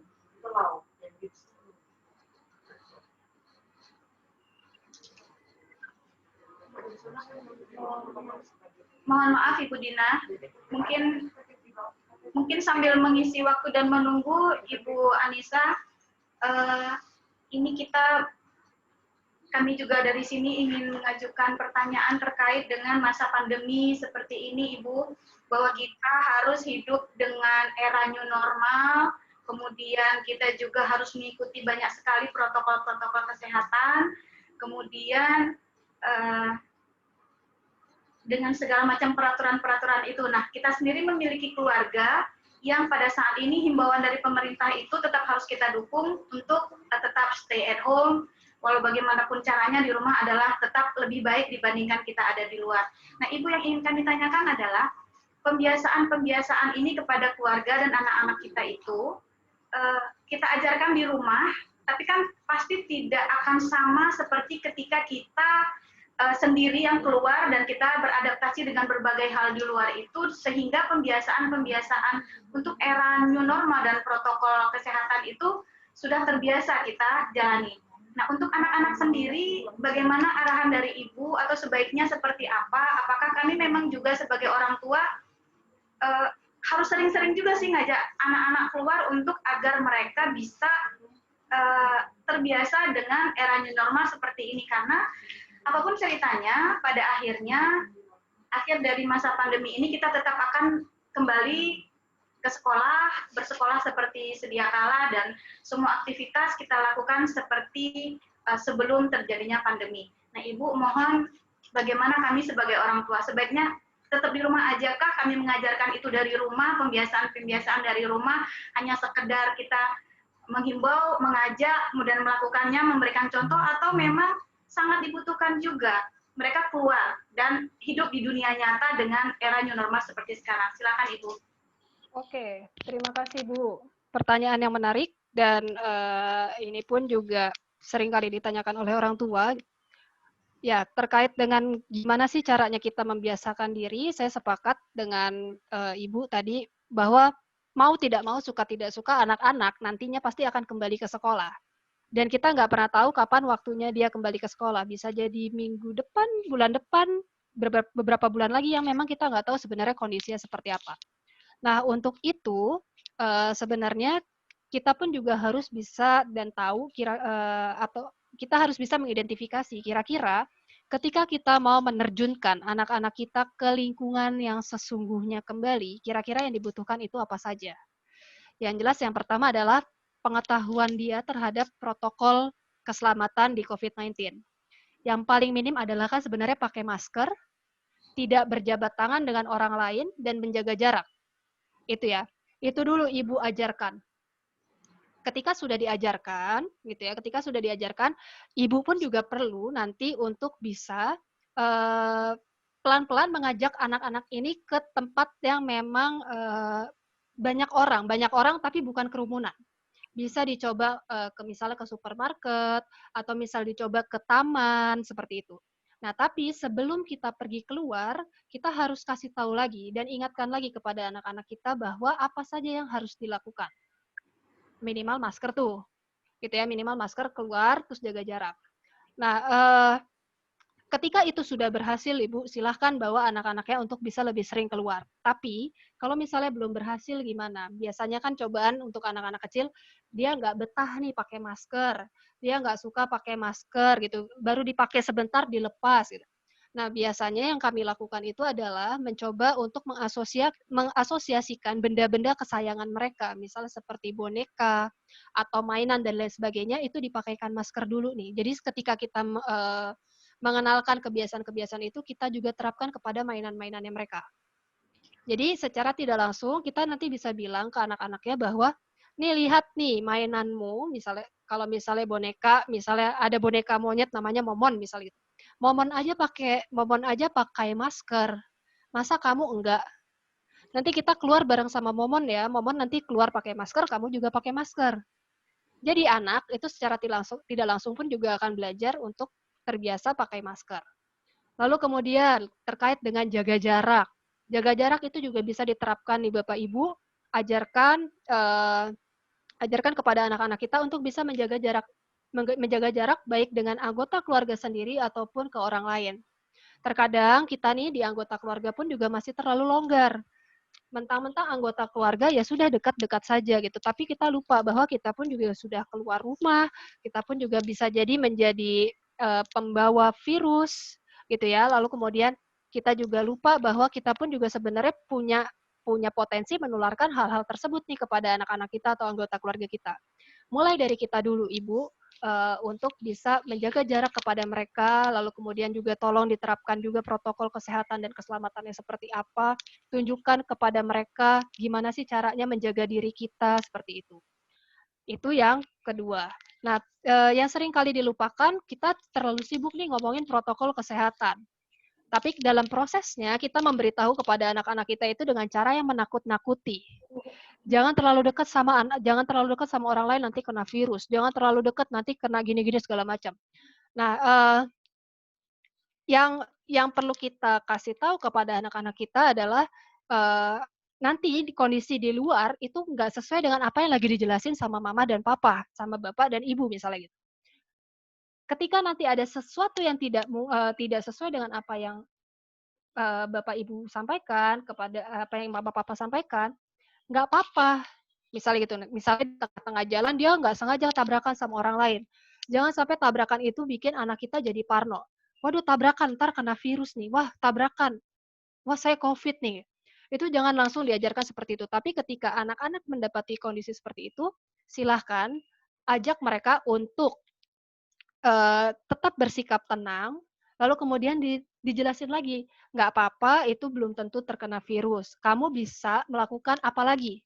Kalau masalah tabrakan berarti kan sampai rumah, protokol sampai rumah itu adalah mandi, cuci tangan, segala macam seperti itu. Ajarkan untuk bisa anaknya peduli terhadap dirinya dia sendiri, itu yang pertama.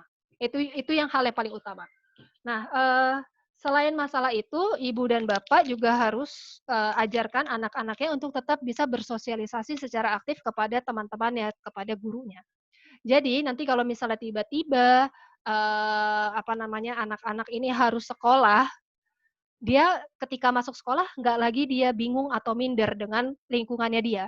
Dia sudah tahu teman-temannya seperti apa, gurunya siapa, karakteristik teman-teman dan gurunya seperti apa, melalui proses sosialisasi yang sudah dilakukan sebelumnya oleh ibu-ibu yang ada di rumah ataupun ibu-ibu guru yang ada di sekolah, seperti itu.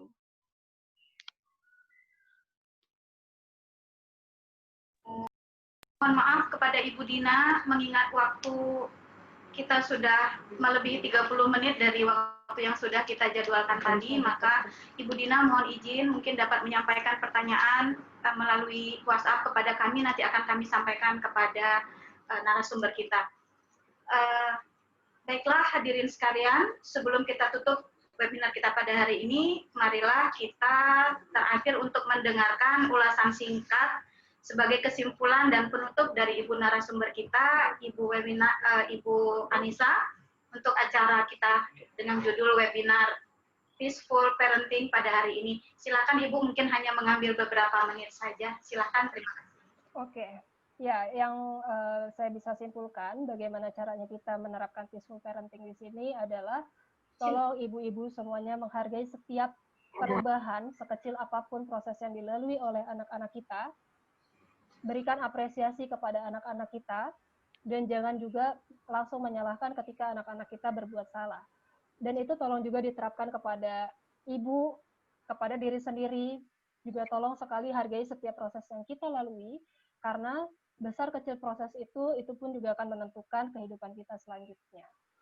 Selamat berjuang ibu-ibu semuanya, semoga apa yang saya sampaikan hari ini bisa memberikan manfaat yang baik untuk rekan-rekan semuanya, untuk ibu-ibu semuanya.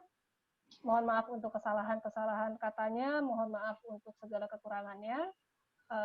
Saya kembalikan lagi kepada Ibu Moderator. Baik Ibu Anissa dan hadirin sekalian yang dirahmati Allah, demikianlah acara webinar kita pada hari ini. Mari sama-sama kita mengaturkan ucapan terima kasih yang sebanyak-banyaknya kepada Ibu narasumber kita, Ibu Anissa Rizky Andriani, yang sudah berkenan membagikan ilmunya untuk kita semua. Semoga setiap ilmu yang diberikan kepada kita pada hari ini bisa bermanfaat bagi kita dan juga orang-orang tercinta di sekitar kita. Terima kasih juga kami haturkan kepada ibu-ibu sekalian yang sudah bergabung bersama kami di sini dalam acara webinar yang dilaksanakan oleh bagian pendidikan, bidang pendidikan di Dharma Wanita Persatuan Kementerian Dalam Negeri pada hari ini. Semoga kita semua tetap sehat dan semangat untuk menjalani kehidupan kita di masa COVID seperti saat ini.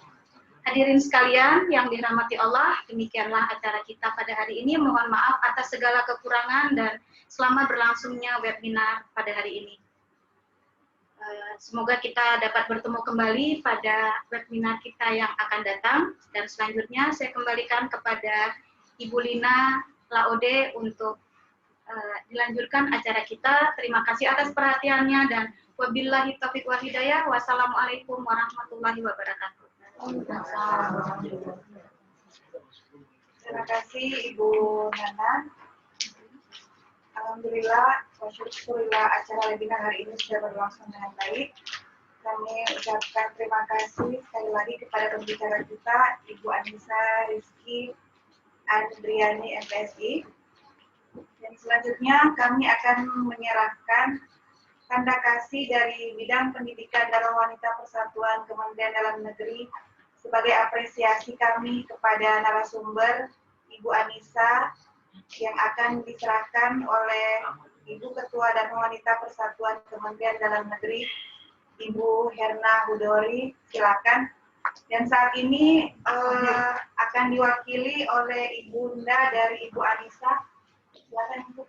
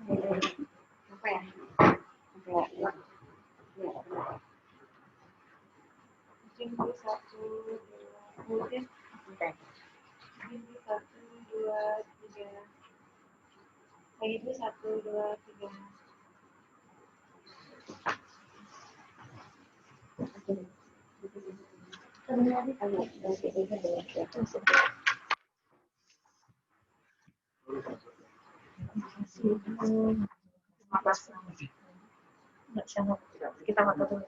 1, 2. Terima kasih ya. Terima kasih banyak juga. Ya. Tenang dulu, terima kasih ya. Sama-sama. Mengecewakan. Terima kasih Ibu.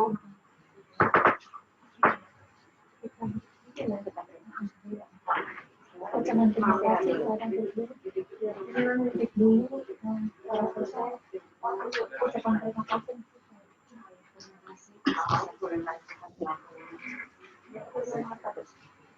Baik Ibu-Ibu sekalian, terima kasih atas partisipasi dari Ibu-Ibu pengurus dan Ibu anggota dan Wanita Persatuan Kementerian Dalam Negeri, juga guru-guru TK Pertiwi dan orang tua murid dari TK Pertiwi yang berkesempatan hadir. Marilah kita tutup acara ini dengan membacakan hamdalah. Selanjutnya kami silakan ibu-ibu yang lain selain pengurus, juga Ibu Anissa, kami mohon untuk silakan lift, bisa lift ini untuk karena akan dilanjutkan dengan pertemuan pengurus dan wanita. Kami break sebentar, kira-kira 5 menit. Saya pamit ya Ibu-Ibu. Terima kasih semuanya. Assalamualaikum warahmatullahi wabarakatuh. Salam.